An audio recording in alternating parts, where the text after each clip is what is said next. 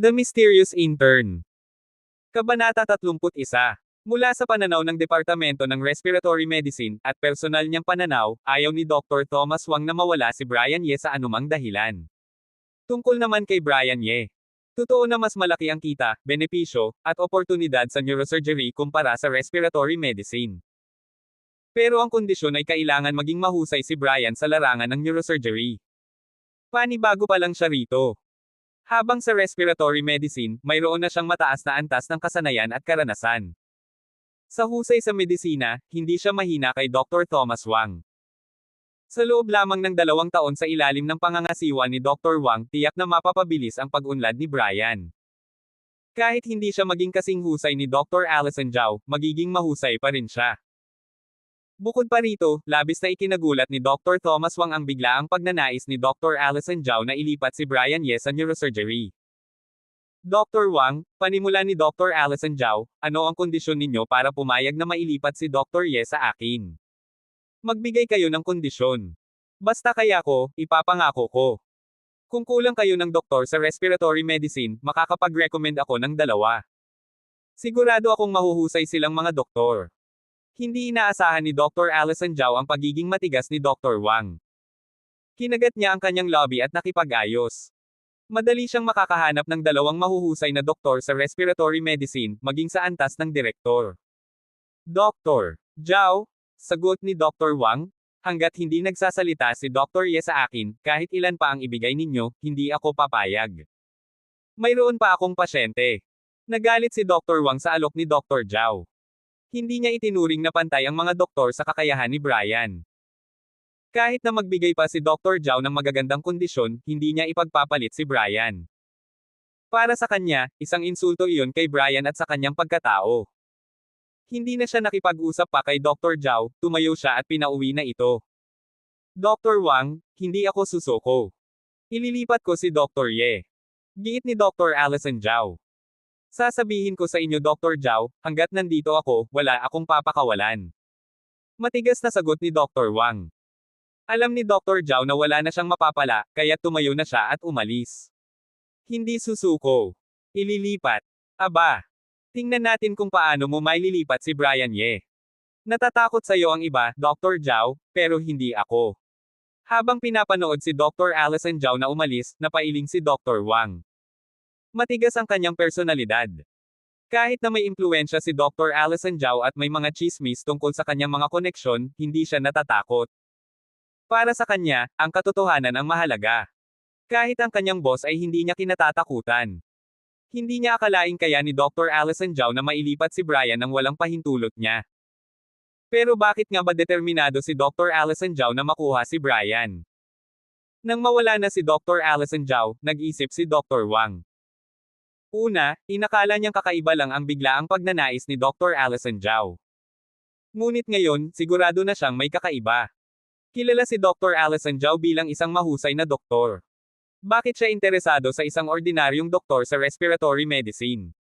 Hindi niya akalaing may gusto si Dr. Allison Zhao kay Brian. Pero hindi rin niya maisip na nagkaroon ng alitan ang 2. Posible kayang na-offend ni Brian si Dr. Allison Zhao. Posible. Bago pa lang si Brian sa ospital at maaaring nakagawa siya ng hindi magandang asal kay Dr. Allison Zhao. Napaisip si Dr. Wang. Kung ito ang dahilan, mas malaki ang problema.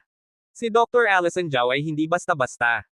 Kailangan niyang kausapin si Brian at alamin ang totoo. Kailangan niyang ayusin ang problema. Ayaw man niyang makipag-away kay Dr. Allison Zhao, mas mabuti pa ring maayos ang lahat. Direktor Allison. Nakabalik na po pala kayo. Bati ni Dr. Jana Chen kay Dr. Allison nakaka-rating lang sa neurosurgery department. May problema ba? Malamig na tanong ni Dr. Allison. Inis na inis siya. Akala niya madali lang ang paglipat ng isang ordinaryong doktor, pero nagkamali siya. Nahirapan siyang maghanap ng kapalit, at 2 pa ang kailangan. Direktor Allison, may pasyente pong naghahanap sa inyo. Napansin ni Dr. Chen na masama ang mood ni Dr. Allison kaya't nag-ingat siya sa pagsasalita. Ano ang problema? Kumalma bahagya ang boses ni Dr. Allison, pero nakakunot pa rin ang noo niya. Kaka-check lang niya ng mga pasyente, at wala namang problema. Bakit may biglang naghahanap sa kanya?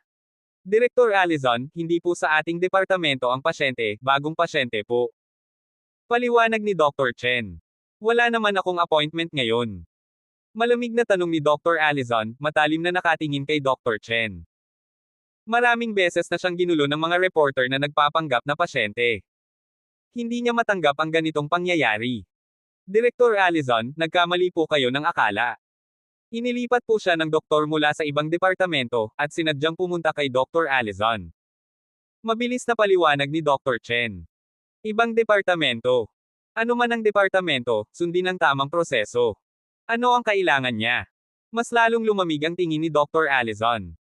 Direktor Allison, kakaiba po ang taong ito.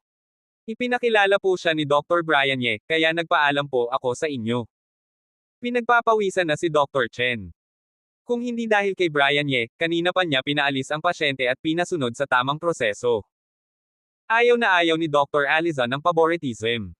Hindi ko naman sinabing bawal ang napatigil si Dr. Allison. Naalala niya ang sinabi ni Dr. Chen kanina, sino ang nagpakilala ng pasyente? Si Dr. Brian Ye po. Nasaan siya? Tanong ni Dr. Allison. Pinaghintay ko po siya sa waiting room. Dalhin mo siya sa opisina ko. Pagkatapos ay nagtungo na si Dr. Allison sa kanyang opisina. Si Dr. Ye talaga, iba ang trato, buti na lang hindi ko siya pinaalis, napabuntong hininga si Dr. Chen. Sa opisina ni Dr. Allison. Direktor Allison, si Mr. Huang po ito, ipinakilala ni Dr. Ye. Pinapakilala ni Dr. Chen si Renato Huang kay Dr. Allison. Direktor Allison, magandang araw po. Kinakabahan si Renato Huang. Mas maganda pala si Dr. Allison sa mga litrato. Si Dr. Ye ang nagpakilala sa'yo. Tanong ni Dr. Allison. Opo, opo. Sabi po ni Dr. Ye. Napakatalino ninyo daw po, problema po sa ugat ng utak ang sakit ko, kayo lang daw po ang makakapagamot, kaya inirekomenda niya po ako sa inyo. May CT scan at medical records ka ba? Ipakita mo sa akin. Tiningnan ni Dr. Allison ang bag ni Renato. Opo, opo. Iniabot ni Renato ang mga papeles. Seryosong tiningnan ni Dr. Allison ang mga papeles. Nagpasalamat si Renato sa kanyang puso kay Brian Ye. Hindi niya alam ang husay ni Dr. Allison. Nang pumunta siya kay Dr. Allison, halos palayasin siya ng mga nurse. Alam niya kung gaano kahalaga ang tulong ni Brian Ye. Isang ordinaryong tao lang siya, at wala siyang utang na loob kay Brian Ye. Pero tinulungan pa rin siya nito. Habang nagpapasalamat kay Brian Ye, kinakabahan din siya. Ang diagnosis ni Dr. Allison ang magdedesisyon sa kanyang kapalaran. Sana maganda ang balita. Panalangin niya. Hindi ko maagapan ang sakit mo. Sabi ni Dr. Allison matapos niyang tingnan ang mga papeles. Snap! Nabitawan ni Renato ang kanyang cellphone.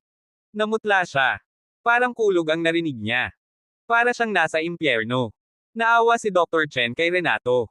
Bata pa ito, nasa kalakasan pa ng buhay, pero mamamatay na. Alam niya ang husay ni Dr. Allison. Kung sinabi nitong hindi na maagapan, tapos na. Pero, tiningnan ni Dr. Allison si Renato. Marami na siyang nakitang ganitong ekspresyon. Alam niyang may mga bagay na hindi kayang gawin ng tao. Ang kaya niya lang ay ang pagalingin ang mga pasyente na kaya niyang pagalingin. Pero ano, biglang nagangat ng ulo si Renato, may kislap sa mga mata. Nagulat din si Dr. Chen. May isang taong makakagamot sa'yo. Sabi ni Dr. Allison. Direktor Allison, sino po? Lumuhad si Renato. Direktor Allison, pakisabi po kung sino, tulungan niyo po ako. Ayaw ko pang mamatay, umaasa pa sa akin ang pamilya ko. Hindi mo na kailangan ng rekomendasyon ko, kilala mo na siya. Malamig na sabi ni Dr. Allison. Kilala ko na. Naguluhan si Renato. Si Dr. Brian Ye ang nagsabi sa yung pumunta sa akin. Direktor Allison, nagbibiro po ba kayo? Natigilan si Renato. Akala niya nagbibiro lang si Dr. Allison. Ang sakit niya ay sa utak, at si Dr. Ye ang nagsabi sa kanyang pumunta sa neurosurgeon. Tapos sasabihin ni Dr. Allison na kay Dr. Ye siya dapat pumunta. Ang sakit niya, hindi na niya kailangan pang pagtawanan. Nagulat din si Dr. Chen. Hindi ako nagbibiro sa'yo, at hindi ako nagbibiro kailanman. Sinabi ko na sa'yo, maniwala ka man o hindi. Magsisimula na akong magtrabaho. Kumunat ang noo ni Dr. Allison, at may pagkairita sa mga mata niya. Kinailangan niyang ipaliwanag na hindi siya nagbibiro. Bakit ba akala ng mga tao na nagbibiro siya? Ito, naguguluhan si Renato Huang. Mr. Huang, makinig po kayo kay Director Allison, bumalik po kayo kay Dr. Ye. Hindi po nagbibiro si Director Allison sa mga pasyente, mabilis na sabi ni Dr. Chen. Ganito po ba? Sige po, Director Allison, pasensya na po, tumayo si Renato at umalis. Lumingon pa siya kay Dr. Allison at nagpaumanhin bago tuluyang umalis. Director Allison, bakit ninyo sinabi iyon? Nag-aalalang tanong ni Dr. Chen pagkaalis ni Renato. Hindi niya maintindihan kung bakit sinabi iyon ni Dr. Allison. Hindi dapat niya sinabi iyon kay Mang Renato. Kahit na magaling si Brian Ye, hindi pa siya nag-oopera ng neurosurgery. Walang taong kaya ang lahat ng operasyon. At kung kaya ni Brian Ye ang operasyon, hindi niya ipapadala ang pasyente kay Dr. Allison. Bukod pa rito, kahit na kaya ni Brian Ye ang operasyon, hindi dapat ipaalam ni Dr. Allison sa ngayon. Kung sakaling may mangyaring masama, masisira ang reputasyon ni Dr. Allison. Ano pa ba ang dapat kong sabihin? Ipinabalik ko sa kanya ang pasyente niya, anong masama roon? Tanong ni Dr. Allison. Pero, hindi niyo ba siya pwedeng gamutin? Nag-aalala si Dr. Chen. Hindi siya sangayon na hindi kaya ni Dr. Allison ang operasyon. Para sa kanya, sinadya ni Dr. Allison na bigyan ng pagkakataon si Brian Ye. Hindi mo ba narinig? Hindi ko kaya. Malamig na sabi ni Dr. Allison. Pero, natigilan si Dr. Chen. Napatunayan niyang totoo ang sinabi ni Dr. Allison. Pero may naalala siya. Wala nang pero-pero. Pwede ka nang lumabas. Walang pag-aalinlangan na sabi ni Dr. Allison. Umalis si Dr. Chen. Sumando si Dr. Allison sa kanyang upuan, may pag-iisip sa kanyang mga mata. Alam niya ang ibig sabihin ni Dr. Chen, pero may sariling plano siya. Hindi niya ugali ang ipaliwanag ang kanyang iniisip sa iba. Ang pagpapabalik kay Brian Ye ay isang pagsusugal. Hindi niya sigurado kung kaya ni Brian Ye ang operasyon. Pero bigla niyang naisip na si Brian Ye ang magaling na doktor para sa operasyon. May kutob siyang kaya ni Brian Ye ang operasyon. Kaya nga ba ni Brian Ye? Hindi alam ni Dr. Allison. Pero alam niyang kung kaya ni Brian Ye, hindi siya susuko. Hindi siya tutulong sa kanya. Kung matagumpay ang operasyon, magiging maayos ang paglipat ni Brian Ye. May panganib pa rin para sa kanya, pero para sa isang magaling na doktor, at para sa buhay ng pasyente, ang reputasyon niya ay wala. Kung hindi kaya ni Brian Ye, siya na lang ang mag-oopere. Naalala niya ang itsura ni Renato. Mabilis na umiikot ang kanyang utak, iniisip ang mga problema sa operasyon, at kung paano ito malulutas. Kumuha siya ng papel at lapis, at nagsimulang magsulat at gumuhit. Pero hindi pa rin sapat, kaya tumayo siya at binuksan ang mga slides sa kanyang opisina, mga larawan ng utak. Walang solusyon. Pagkatapos ng isang oras na pag-iisip, napagpasyahan niyang hindi niya pa rin alam kung paano gagamutin si Renato. Masyadong delikado ang lokasyon ng problema. Maraming ugat at nerbiyos. Ano man ang plano niya, malaki ang tsansa na mamatay si Renato. Pagod na siya. Kakaupo lang niya nang tumunog ang kanyang telepono. Tiningnan niya ang caller ID, kumunot ang noo niya, pero sinagot pa rin niya. Allison, naistorbo ba kita? Malambing na boses ang narinig niya. Ano ang kailangan mo? Malamig na tanong ni Dr. Allison. Matagal na tayong hindi nagdi-dinner. Nag-reserve ako sa Mangyubilya, at in-order ko ang mga paborito mo. Magdi-dinner tayo mamaya. Ako. Allison, huwag mo na akong tanggihan. Tinanong ko na ang mga kasamahan mo, wala kang operasyon ngayon. Allison, ang hinihingi ko lang ay isang dinner. Sisigot na sana si Dr. Allison nang magsalita ulit ang nasa telepono. Sige. Nag-alangan si Dr. Allison, pero pumayag din siya. Sige, sasunduan kita mamaya. Hindi na kita iistorbahin. See you later. Binabaan siya ng telepono. Gusto sana niyang mag-text na magde-drive na lang siya, pero hindi niya ginawa. Bahala na siya. Kumuha ulit siya ng medical record at nagsimulang magplano ng operasyon para sa susunod na pasyente. Sinabi ni Director Allison na hindi niya maaagapan ang sakit mo. Ipinabalik ka niya sa akin. Kunot noo na tanong ni Brian Ye kay Renato Huang. Opo, sabi ni Director Allison. Sabi niya kayo lang daw po ang makakapagligtas sa akin. Nanghihingi ng tulong ang mga mata ni Renato. Doctor Ye, please, tulungan niyo po ako, ayaw ko pong mamatay. Mr. Huwang, kumalma po muna kayo. Pinapakalma ni Brian Ye si Renato. Huwag kayong mag-alala, kung kaya ko, gagawin ko ang lahat para sa inyo. Tungkulin ko po ito bilang isang doktor. Opo, opo, pasensya na po, Dr. Ye, talaga pong. Okay lang, naiintindihan ko ang nararamdaman ninyo. Pagkatapos ay nagdesisyon si Brian Ye, ganito na lang, Mr. Huang, ayusin ninyo muna ang inyong mga gamit, tapos pumunta kayo sa neurosurgery department para kay Dr. Chen, at ipaayos ninyo ang mga pagsusuri. Manatili kayo sa ospital. Pagkatapos ay kakausapin ko si Dr. Allison at titingnan natin kung may magandang paraan para sa inyo, okay? Sige po, Dr. Ye, maraming salamat po. Maraming salamat po. May pag-asa na sa mga mata ni Renato. Walang anuman, sige na po, Mr. Huang, magpahinga na kayo. Huwag kayong masyadong mag-alala, baka hindi naman kasing sama ng iniisip ninyo, maniwala po kayo sa modernong medisina. Sige po, hindi ko na po kayo iistorbo. Umalis si Renato na may pag-asa sa puso. Pero si Brian Ye ay medyo sumasakit ang ulo. Hindi kaya ni Dr. Allison ang operasyon. O sinadya niyang sabihin iyon para sa kanya. Mahirap ang posisyon niya, pero kung mag-iingat siya, may tsansa pa rin. Bahala na, kailangan niya pang kausapin si Dr. Allison. 6:00 ng hapon, oras na ng pag-uwi sa ospital. Marami mang doktor at nurse ang madalas na hindi makapag-uwian ng sakto dahil sa iba't ibang dahilan, marami pa ring medical staff ang nakakapag-uwian ng oras, tulad ng mga doktor sa Medical Technology Department, at ang mga nurse na hindi masyadong abala at hindi naka-duty. Kaya naman, maraming tao ang nag-uwi-uwian sa oras na ito. Sa gate ng Beijing 3rd Hospital, maraming tao ang nagdaraan, mga doktor at nurse na pauwi na, mga pasyente nakakatapos lang magpa-check-up, mga pasyente na hindi pa nakakapagpa-check-up, at mga kamag-anak ng mga pasyente. At sa gitna ng maraming taong nagdaraan, isang makintab na puting Maserati Limited Edition sports car ang lalong pumukaw ng pansin. Mas kapansin-pansin pa kaysa sa kotse ang lalaking nakatayo sa tabi nito. Isang napakagwapo at batang lalaki, matangkad at matikas, parang isang Korean idol. Nakasuot siya ng puting suit, na mahirap isuot, pero sa kanya ay bagay na bagay. Mayroon siyang eleganteng karisma.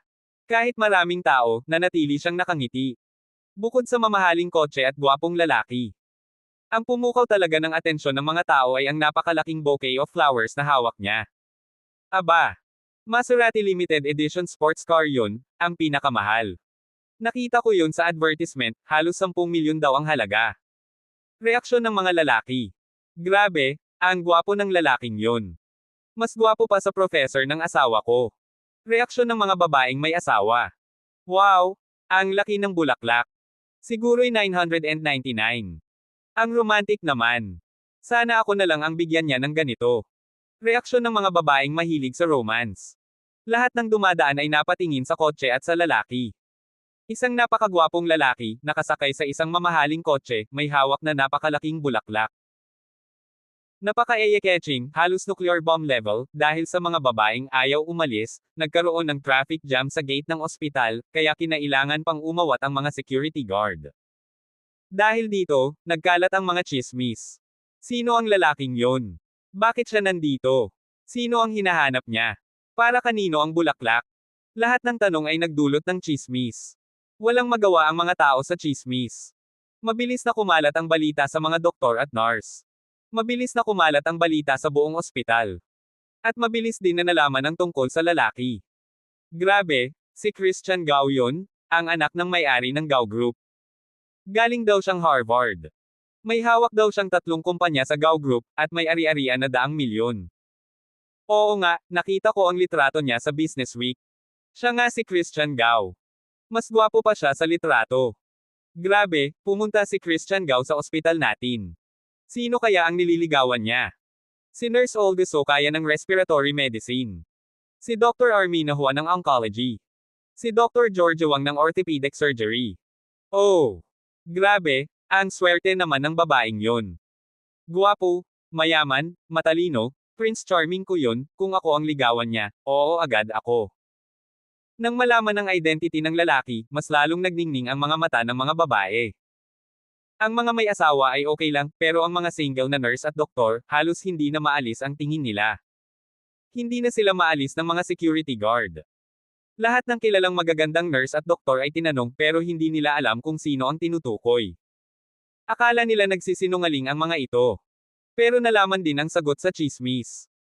Isang nurse na mahilig sa tsismis ang nagtanong sa lalaki, at nagulat siya nang sumagot ito ng nakangiti. Si Dr. Allison Zhao ang hinihintay niya. Nagulat at hindi naman nagulat ang lahat. Nagulat sila dahil hindi nila inaasahan na si Christian Gao, na gwapo at mabait, ay may gusto kay Dr. Allison Zhao, na malamig. Para silang yelo at apoy. Hindi nila naisip si Dr. Zhao. Hindi naman sila nagulat dahil si Dr. Zhao lang naman ang makakapantay kay Christian Gao. Diyos ko, si Christian Gao pala ang boyfriend ni Director Allison. Ang swerte. Manliligaw pa lang, okay. Pareho lang naman yun. Hindi kaya niya tatanggihan si Christian Gao. Oo nga, ang dami daw manliligaw ni Director Allison, mula ospital hanggang city center. Pati si Christian Gao ay nanliligaw sa kanya. Ang galing. Oo nga, dapat tayong matuto kay Director Allison. Dapat maging cold, mas lalo silang magkakagusto sa'yo. Psychology yon, ang hindi makuha ay mas gusto. Sus, akala mo cold lang, kailangan mo rin ng ganda at talino ni Director Allison. Mabilis na kumalat ang balita sa buong ospital. Lahat ng nurse at doktor ay nag-uusap tungkol dito. Hinahangaan nila si Dr. Allison Zhao. Pati si Brian Ye, na abala sa pag-check up, ay nalaman ang chismis mula kay Nurse Sarah Lynn. Napatingin siya sa mamahaling kotse ni Christian Gao sa labas. Nagulat siya, pero agad din siyang nakahinga ng maluwag. Normal lang na maraming manliligaw si Dr. Allison Zhao. Hindi siya interesado sa chismis. Pagkatapos niyang tumingin sa labas, bumalik na siya sa trabaho. Hindi niya pinansin ang sinabi ni Nurse Sarah na masaya siya para kay Dr. Allison Zhao. Para sa kanya, normal lang na maraming manliligaw si Dr. Allison Zhao. Para sa kanya, ang pag-ibig ay hindi nasusukat sa pera. Nang sumakay si Dr. Allison Zhao sa kotse ni Christian Gao, tuluyan nang nakumpirma ang chismis. Malamig ang mukha ni Dr. Allison Zhao, at hindi niya kinuha ang bulaklak, pero akala ng mga tao ay pumayag na si Dr. Allison Zhao kay Christian Gao. Malamig naman talaga ang mukha ni Dr. Allison Zhao, kaya iceberg goddess ang tawag sa kanya. At hindi nila akalaing tatanggihan ni Dr. Allison Zhao si Christian Gao. Naghintay si Christian Gao ng mahigit kalahating oras, at nanatili siyang nakangiti kahit na malamig ang mukha ni Dr. Allison Zhao. Saan ka pa makakahanap ng ganyang lalaki? Bakit mo ginawa to? Galit na sabi ni Dr. Allison Zhao kay Christian Gao habang humandar ang kotse. Hindi siya masaya, parang may nakain siyang langaw. Matatalim ang tingin niya kay Christian Gao. Nang tawagan siya ni Christian Gao kanina, may kutob na siyang hindi maganda, pero hindi niya inaasahan ang gagawin nito. Napakalaking gulat ito sa kanya. Fully charged battery, fully charged. Unplugged charger. Ruubing, hindi ko maintindihan ang ibig mong sabihin. Nakangiti pa rin si Christian Gao, parang hindi niya nararamdaman ang galit sa mga mata ni Dr. Allison Zhao.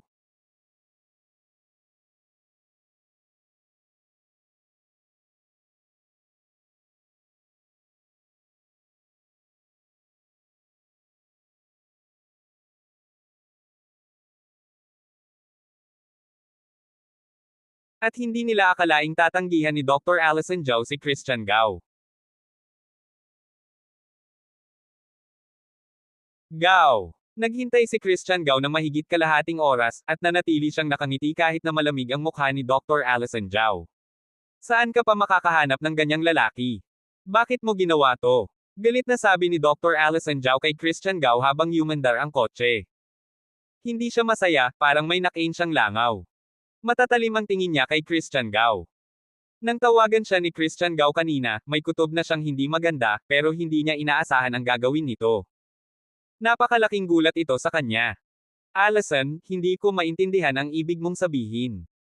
Nakangiti pa rin si Christian Gao, parang hindi niya nararamdaman ang galit sa mga mata ni Dr. Allison Zhao. Ikaw, bakit mo ginawa yon? Para malaman ng lahat. Bakit mo sinabi sa kanila na nanliligaw ka sa akin? Mas lalong namutla si Dr. Allison Zhao nang makitang nagmaang-maangan si Christian Gao. Allison, unfair naman yon. Ginawa ko lang ang dapat kong gawin. Kung ililibre mo ang isang magandang babae, dapat ay susunduin mo siya. Di ba basic etiquette yon? At kung ano ang sinabi ko sa kanila, tinanong nila ako, kailangan kong sumagot. Sinabi ko lang na ikaw ang hinihintay ko, hindi ko naman sinabing nanliligaw ako.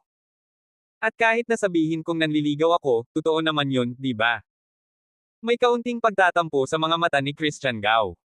Ikaw, alam mo bang napakalaking gulo ang gagawin mo? Hindi inaasahan ni Dr. Allison Zhao ang palusot ni Christian Gao. Namumula na siya sa galit. Gulo. Tiningnan ni Christian Gao si Dr. Allison Zhao, at bahagyang ngumiti. Ruubing, hindi mo ba naisip na tinulungan kita? Alam mo naman kung gaano ka-attractive ka sa mga lalaki, lalo na sa mga mayabang at mayaman. Ginagamit ka ng ospital para sumikat, at gusto nilang gamitin ang balita mo para mapabuti ang reputasyon ng mga doktor. Isipin mo, gaano karami ang makakapansin sa'yo pagkatapos nito. Kung hindi ako pumunta, gaano karaming tao ang gugulo sa'yo araw-araw. Maaaring maapektuhan ang trabaho mo. Pero dahil pumunta ako ngayon, kahit hindi ko maitaboy lahat ng tao, mababawasan naman ang mga taong gustong manligaw sa'yo. Nang banggitin niya ang mga taong gustong manligaw kay Dr. Allison Zhao, may pagkairite sa mga mata ni Christian. May paghamak sa kanyang boses. Ang mga doktor sa respiratory medicine, umaasa pa kay Dr. Allison Zhao. Ang kapal ng mukha nila. Nang tumingin siya kay Dr. Allison Zhao, naging malambing at mapagmahal na ulit ang kanyang ekspresyon. Allison, maniwala ka sa akin, hindi kita sasaktan. Dahil ako ang taong pinakamamahal ka sa mundo. Lahat ng ginagawa ko ay para sa'yo. Tumahimik si Dr. Allison Zhao. Kahit ayaw niya sa tono ni Christian Gao, alam niyang totoo ang sinabi nito. Mababawasan nga ang gulo niya. Marami na siyang natanggap na bulaklak, sulat, tawag, at text ngayong hapon. Makatutulong ang ginawa ni Christian para mabawasan ang gulo. Huwag mong uulitin yon. Malamig na sabi ni Dr. Allison Zhao. Ngumiti si Christian Gao. Alam niyang tama ang ginawa niya. Hindi na siya galit si Dr. Allison Zhao. Hindi na siya nagsalita pa. Alam niyang kailangan ng pasensya ang panliligaw. Lalo na sa isang babaeng maganda, matalino, at mayaman. Kahit napagod si Brian Ye sa hapon, halos hindi siya gumalaw bukod sa pagpunta sa banyo at pagtingin sa tinatawag na gwapong si Christian Gao, hindi pa rin siya tapos sa mga pasyente hanggang alas 8, at pasado alas 9 na siya nakauwi. Pagkatapos maligo, hindi siya umupo sa sofa at nagbasa. Pumunta siya sa kanyang study room at binuksan ang structural diagram ng utak, inaalala ang itsura ni Renato Huang. Sinimulan niyang pag-aralan ang problema. Hindi siya sigurado kung kaya ni Dr. Allison Zhao ang operasyon, pero hindi dapat mamatay si Renato, lalo na't mukhang mabait at bata pa ito. Kailangan niyang gawin ang lahat para mailigtas ito. Kaya naman, kailangan niyang maghanda. Sakaling hindi kaya ni Dr. Allison Zhao ang operasyon, siya na ang gagawa. At ang operasyon ni Renato, kahit hindi naman mahirap, operasyon pa rin ito sa utak. Kailangan niyang maghanda, lalo na't ilang buwan na siyang hindi nag-oopera. Bago ang bawat operasyon, lalo na ang malalaking operasyon, kailangan niyang maghanda, isipin ang lahat ng posibleng mangyari, at gumawa ng pinakamagandang surgical plan. Ito ang prinsipyo ni Brian Ye. Kailangan niyang maging confident sa tuwing nasa operating table siya. Sabi ng matanda sa kanya, ang isang magaling na siruhano ay dapat maging confident at walang pag-aalinlangan sa tuwing nasa operating table siya. Pero bago siya umakyat sa operating table, dapat siyang maging maingat at may paggalang sa katawan ng tao at sa buhay. Hindi dapat siya maging mayabang. Laging nasa isip ni Brian Ye ang sinabi ng matanda. Habang tumatagal, mas lalong tumatatak ito sa kanya. Abangan ang susunod pang mga kabanata ng The Mysterious Intern.